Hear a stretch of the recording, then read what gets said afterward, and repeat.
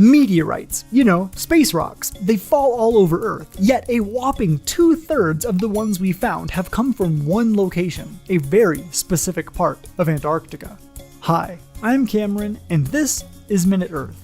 Meteorites take a scorching trip through our atmosphere, so when they land on Earth, they are basically burnt on the outside and have pretty distinctive features. And over the eons, billions upon billions of meteorites have landed on Earth, but you've probably never stumbled across one. And there are a few reasons space rocks are so hard to find. For starters, more than 2/3 of the Earth is covered with water, so for all of the meteorites that actually get to Earth, most of them splash down into oceanic obscurity. For a meteorite to be discovered and studied, it has to land on land. But over hundreds of thousands of years, most meteorites are eroded and degraded by the elements, making them very hard to find over time.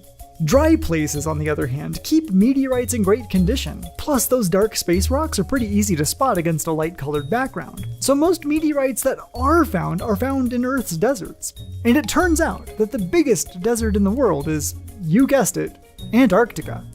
But we don't find space rocks just anywhere in Antarctica. That's because most meteorites that land there fall on glaciers, and over time, more and more ice piles on top of the meteorite. And as the glaciers slowly flow outward like giant frozen rivers, they carry the embedded meteorites with them.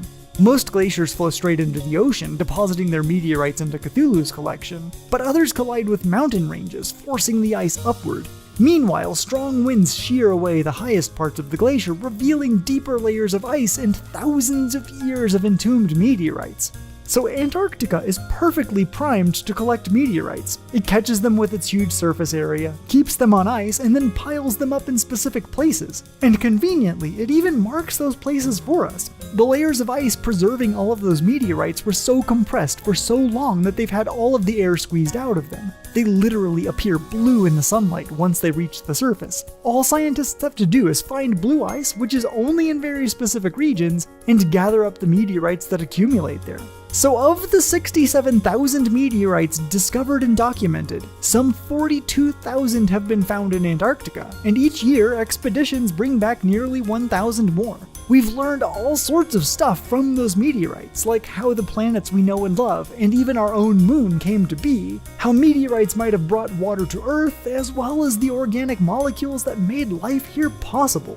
But scientists estimate that the meteorites we found so far are just the tip of the iceberg. They probably only represent about 13% of the space rocks locked up in Antarctica, so there are plenty more secrets left out there, lurking in the ice.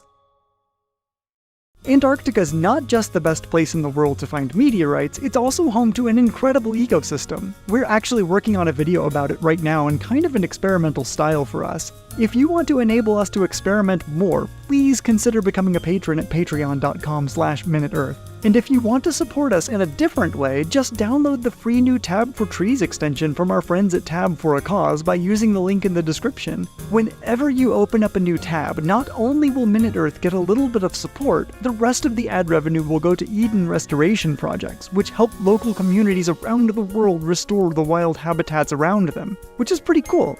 Thanks so much for watching, and keep an eye out for that Antarctica video.